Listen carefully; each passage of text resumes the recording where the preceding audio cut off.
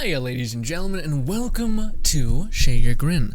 Today is going to be a very selfish video because, very rarely, well, actually no, it happens quite often, but, not to this extent. Now, there's been times where I've seen some TV show, game, whatever it may be, like a trailer for a video game that's coming out, or an anime that I just watched, or a Netflix series that I just seen and I thought it was great, and I want to talk about it, I want to talk your guys' ear off about it, but not quite like this. This series that is out now for you guys to watch, I don't know, you have to have Crunchyroll, I believe, but anyways, regardless, I've watched, I think it's 15 episodes, give or take around there, and it is like a contender for like one of my favorite shows, period, like my top 3. Now, with that being said, though, I am pretty picky with my top 3. I'm one of those people who, like, when you ask what's your favorite show or what's your favorite song, I'm just like, well, song, music, dude, I have no idea. Video games, I have somewhat of an idea, but anime, specifically, which is, by the way, what we're talking about, is an anime. We'll be gushing about this anime called Welcome to Demon School. My top favorite anime is Assassination Classroom, and this is my third one, which is Welcome to Demon School, and then my most favorite one is Blood Blockade Battlefront. I just love those to pieces, and I've watched a lot of shows, and they're all really enjoyable and great, but those ones to me are just special, better, amazing. But Welcome to Demon School, man, is this new show that I'm just watching. I haven't finished it, so I may be jumping the gun. Maybe it ends in like a nightmare, sadness, everybody dies. Doubt it.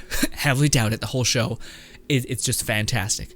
And it's one of those shows that, to me, very, very, very much is reminiscent of, like, Reincarnated as a Slime, where, like, that's the kind of tonal thing we're dealing with, where it's mostly, like, the main character is going to kind of be okay, the world's going to shape around him, he kind of has plot armor, but it's okay because the ideas around this character are really interesting and fun, and they're played with in a really cool and interesting way. It's not just like, they're like, hey, he's unkillable, that's it. No. The story of Welcome to Demon School is as followed. It is about a boy who's been mistreated for majority of his life, specifically by his parents. Now, this is a really, really good, kind-hearted person who happens to have parents that are very, very manipulative and bad. He's 15 or something like that, and ever since he was a kid, he was always helping his parents do the chores and whatnot, and then eventually his parents just kind of took advantage of him, because this main character has one curse kind of thing with him, / just kind of a mental scar, but he cannot say no, basically. So if somebody says, please, can you help me, please being the anchor there, or I need you, or anything like that, he is obligated almost always to say yes. In fact, I don't think he's ever said no. So that's a hook for this character. Now, on, I think, one of these 15, he's on like a barge, working as a 15-year-old. I don't think he's in school. Yeah, his parents are shitty. They're getting him to basically be a workhorse for them, whatever. Anyways, as a fish is about to fall into him, the whole world stops, and a demon named Solomon pulls him into a demon realm. Now, this demon named Solomon, you're like, oh shit, it's a big badass fucking demon who looks all slender and a bit scary. He's got a giant mustache and pointy ears and the whole like. But here's the thing that makes me just like, this show sells it to me in the first 10 seconds, or sorry, 5 minutes of the show, when you meet Solomon, which is his grandpa, and essentially that's the premise, is this demon made a pact with his parents to take your soul, for whatever the parents would want. So the parents basically sold their son's soul to this demon. Bunch of dickheads, anyways, but luckily this demon is just a very, very, very sweet old man who just wants a grandson. That's it. So he basically was like, hey, kiddo who's had a terrible life, I just want a grandson who I can spoil, get love, and you know, have those nice moments like that I never got to have, because all my friends have grandkids at this point. I don't have any grandkids, so I thought, why not do this? And it's such a fucking amazing premise, because it is like this kid who has gotten the shitty end of the stick his entire life, and he's a good person even with having to deal with all that shitty things. But for him to finally like have this like very nice grandpa who's just very sweet and loving and spoils him, like gets him like anything he wants, but also he's like a weird.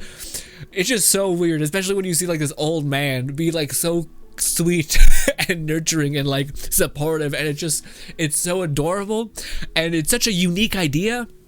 But anyways, one of the other things I should tell you, this show does one of the things that I love dearly when it comes to like tropes in shows and or movies or anything, which in the first opening, every opening of the show, it always introduces the idea of this demon king. And the demon king is supposedly this big badass demon who rules over all the demons. Now, his throne has been left empty for a long time because no one's been worthy of it. But there's a prophecy about a person that comes to a different worlds, and you find this out throughout the series. There's like a prophecy of the next demon king who comes from another world, who brings demons together, and who wears the ring of Solomon, and all these cool things. But it's very, very obvious in the opening scene, like it ends with you seeing like the silhouette of our main protagonist in the chair that is the Demon King's chair. And I want to say, okay, well, let's finish the plot, the whole thing. So that's the premise. Okay, so this boy got brought to this demon realm, and now he has a grandpa that's like a grandpa demon who's spoiling him and just being a really good parent kind of thing. So Solomon, wanting the best for his grandson, enlists him into the most notoriously perfect school in the whole world. Turns out he's also the principal of that school.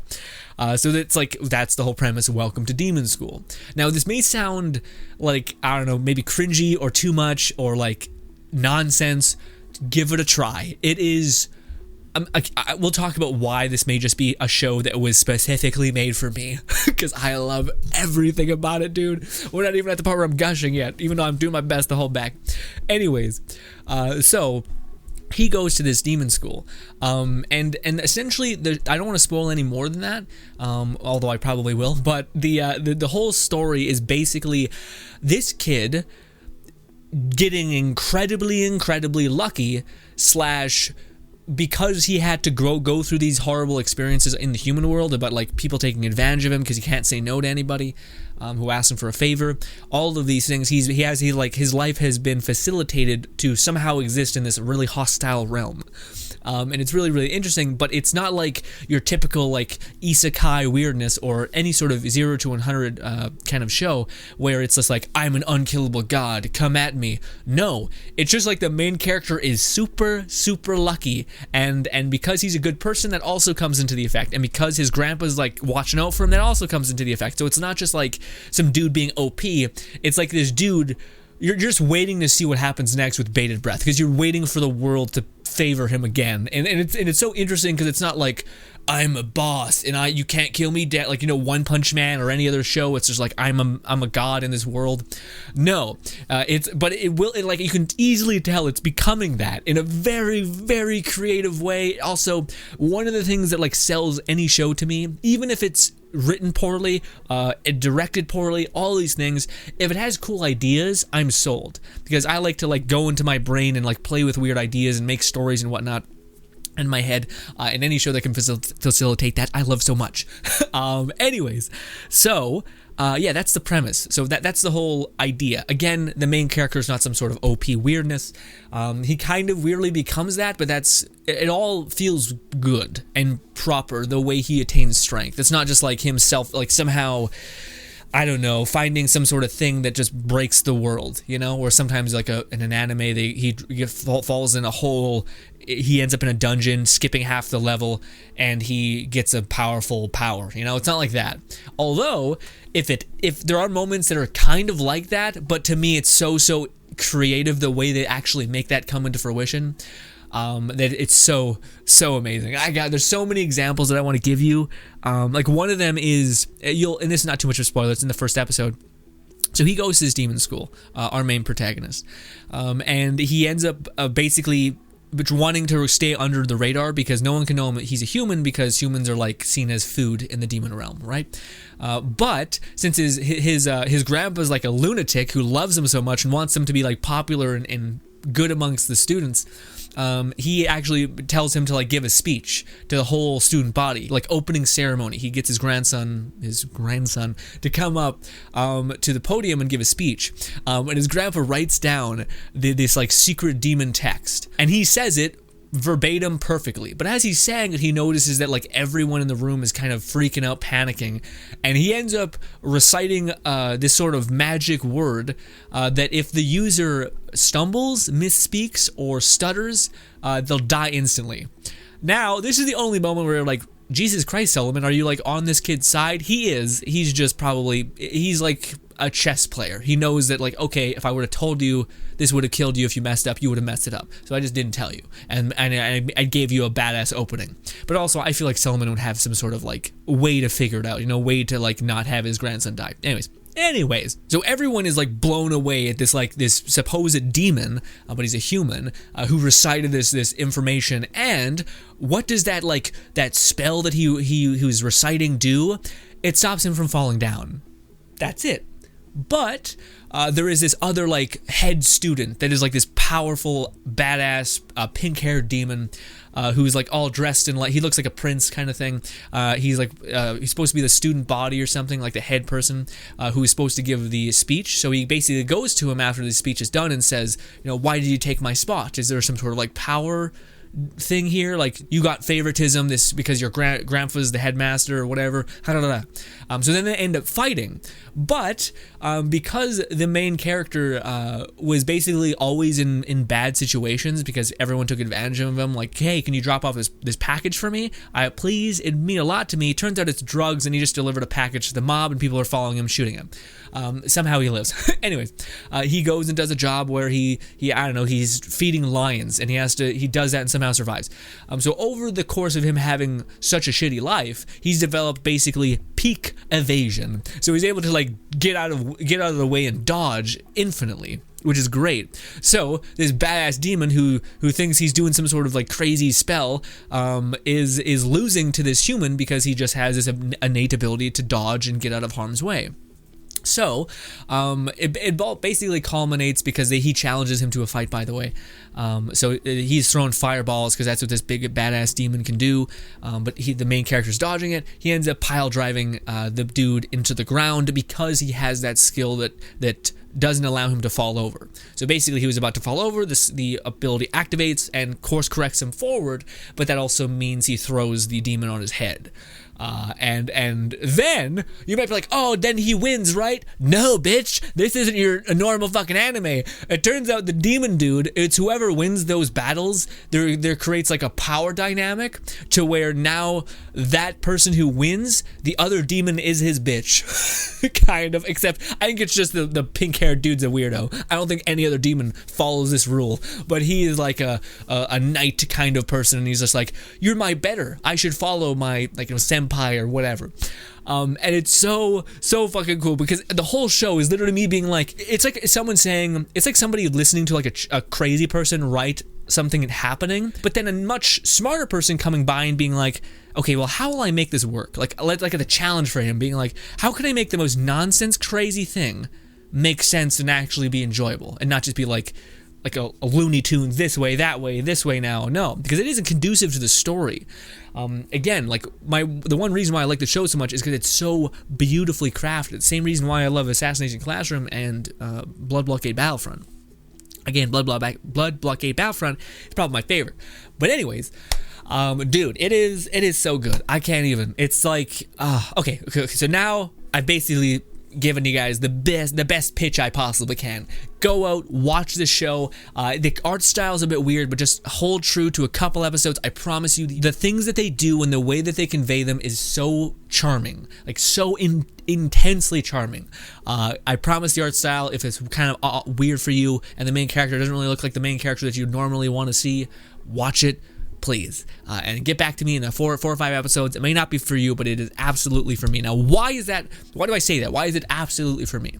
Well, I told you guys this beforehand, but I absolutely love when they show the other side of something and it's not just evil and bad. So for instance, I like in monster films when the werewolf ends up being able to control his werewolf form rather than just becoming a raving lunatic.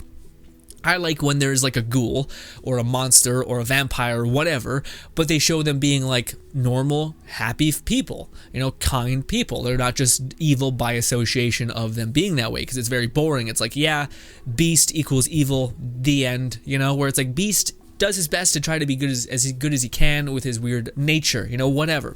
And or just the other side of the coin is shown in a nice light, not just like, hey, good, evil, bad, good. You know, it's not like that, which I like a lot when they flip the coin like that. I love it a lot. So not only that, but like I just mentioned, I really like monster movies, and just monsters in general, which demons to me are very much that. So we got two giant souled, signed, sealed, delivered things for me. Love both of those. And the other thing is that the main character is endearing. It's also like a zero to hero kind of anime too, where the main character starts off at being like nothing, like truly nothing, and then each episode, bit by bit, becomes increasingly stronger and stronger, which not a lot of like isekais or shows like this do, or do well. You know what I mean? Like the main character always somehow seems kind of okay, and if he does get strong, it's only by the will of his soul, you know, which is interesting, I guess, but it also can get boring. Whereas this one, it's nice because like there's so many pieces of the puzzle of our main character getting stronger, and not just like, honestly, the main character just trying to do his best, and everyone else is like laying the foreground, specifically his grandpa, for him being this big badass thing, right? All right. The other thing is that it just introduces so many beautiful ideas, like concepts that are nuts. Like one of the things that I just love so much is I really hope this is what happens too.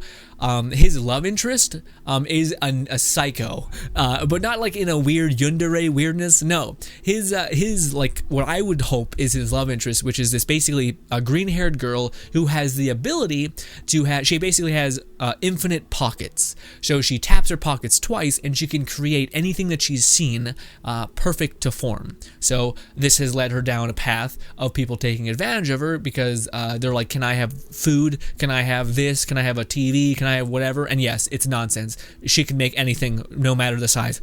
Anyways, but her personality type is excessively like ADD, super high energy, scattered, kind of so much energy that she's kind of all over the place. But she meets our main character because happen chance, and he ends up being a nice person, as well as he just kind of he like these two unlikely friends become his best friends, and one of them is this girl, and essentially she is like, I haven't seen too many anime characters or like female heroine protagonist kind of things represented in this way, but she is literally just like a really hyper weirdo, like hyper and very weird, and she has like an obsession with playing, like just like playing tag, doing any sort of thing like that, any sort of games she likes. So that's a really interesting concept in general for a character that I haven't seen before, just like this super high energy goofball. But then they do an interesting way of like showing the main character basically not taking advantage of the fact that she can make everything, and he's just basically like, "Hey, you're my friend, we can just hang out, like play around, whatever game you kind of want. You don't need to make me stuff." And then there's this very sweet moment in the show where she's basically like torn up about that, like, holy shit, you actually, like, you don't need anything from me, but yet you still want to like hang out with me, which is nice because again, she's very like, she is a lot, she is like high energy, big old weirdo, my favorite kind of people. Anyways, so I love that part. Also, one thing I wanted to talk about is I love how they're doing like Solomon, his grandpa. It's so cool, and they kind of do a really like on the nose job about like telling you that the main character is going to be the Demon King. Oh, I didn't really mention that. Yeah, the main character, I did mention that kind of, but that's something that I love in TV shows, like in My Hero Academia, where they're like, Deku is going to be the #1 hero. What do you call it? I think maybe in Black Clover, they're like, he's going to be the Wizard King, whatever. But in this show, they're like, he's going to be the Demon King, so you know where the show is going. It's not just going to like dwindle out into weirdness. No, it has this goal. We're going to be inching towards getting to it, and it seems like they're making pretty good ground. Although I wish they would slow down because I want so much more of this show. Okay, let's talk about the other thing first. No, I'm gonna forget it. Okay, the one thing that I love so much about this show, and so many shows don't fucking do it, and I hope they keep doing this kind of stuff with the show, but they build out the world. That's not even the right way to say it. You know how like Harry Potter exists, and all we really see is just Harry Potter talk to more like important characters, important people, just to move the plot along, right? Well, in this show, they do a really good job of being like, hey, by the way, here's this cool idea that is going to showcase this character's power. So one of those things that they do, what's a good example for this? Okay, so one of the things is that he goes to these classes, and just like in Hogwarts, one of those classes is basically like like herbal stuff, like making trees, making plants, crafting potions, stuff like that. So this is like the first class. So this woman is trying to show that like you can basically channel your magic or whatever and create any sort of plant from this spell. And then you get to see like every single side character's weirdness, because it's basically like everything that they like enveloped in this plant. So some of it's beautiful, some of it's crazy, some of it's weird.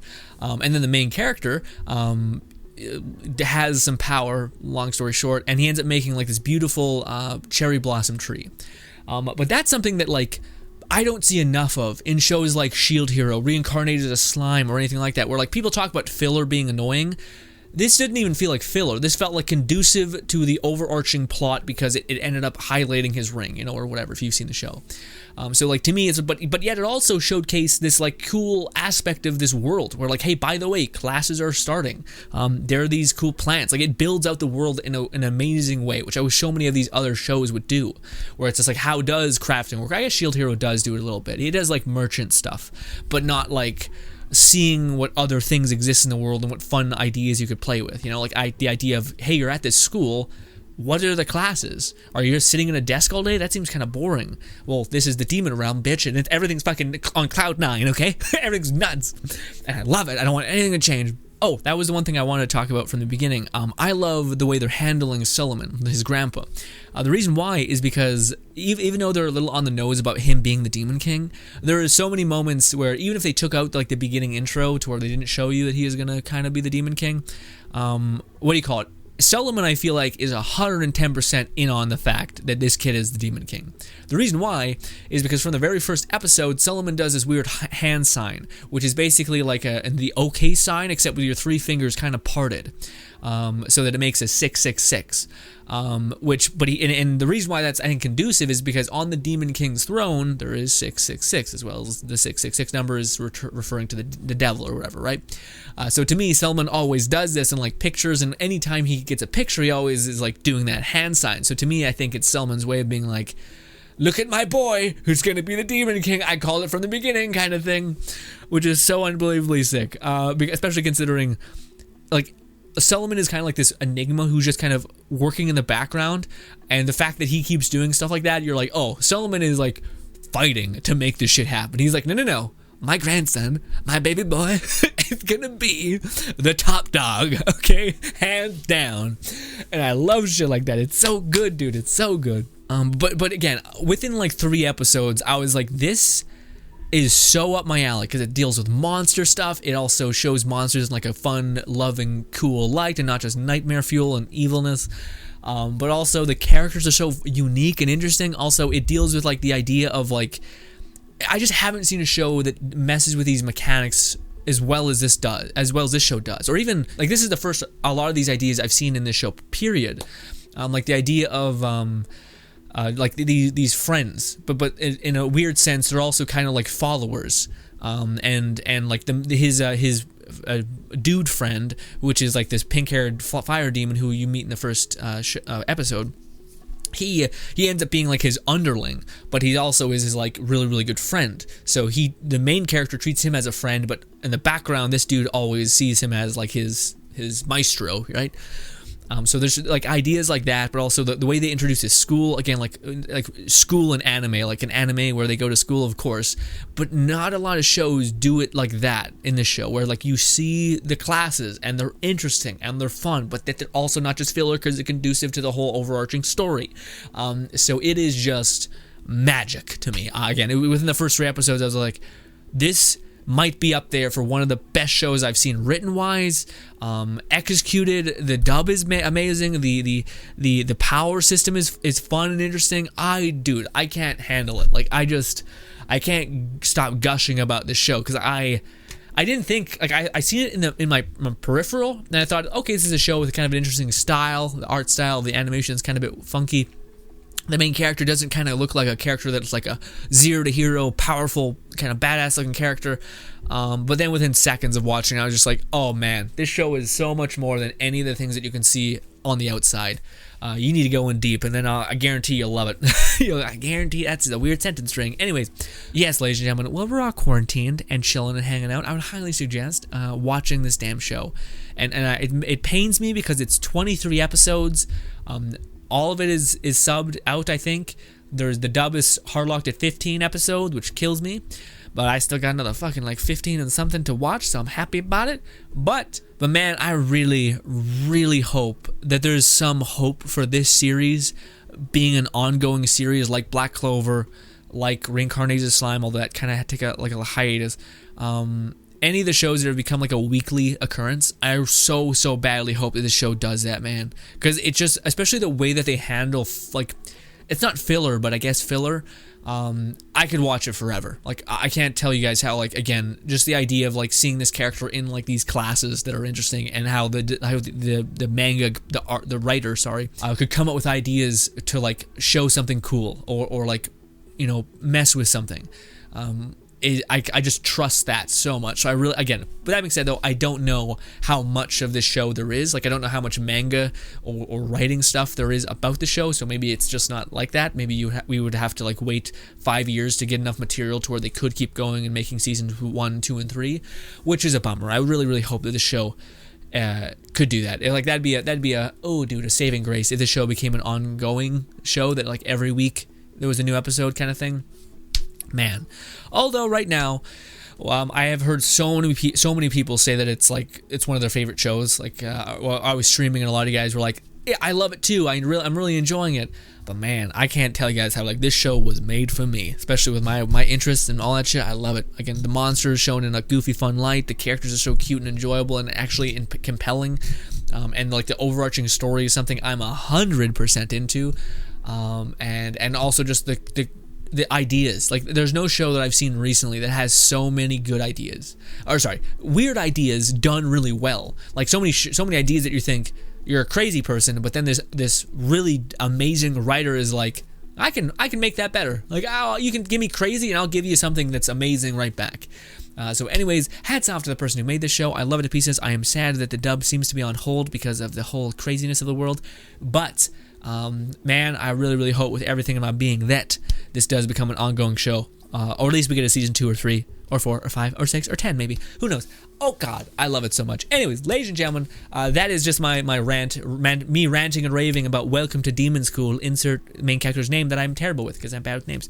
But yes, love it to pieces. Very much would highly suggest it if you are quarantined and bored as hell. It is very good as far as just writing and funness goes. It's just enjoyable. It's like, to me, it's like Reincarnated as Slime kind of fun, goofy vibe, except I don't know if it's better. It's different. I don't know. I really like it is what I'll say. Anyways, ladies and gentlemen, thank you so much for your time. Subscribe button over there to my right, as well as 2 videos further that way. Let me know what you guys think about the show. Also, if you happen to like or share or do anything with this video, I appreciate you dearly, and goodbye.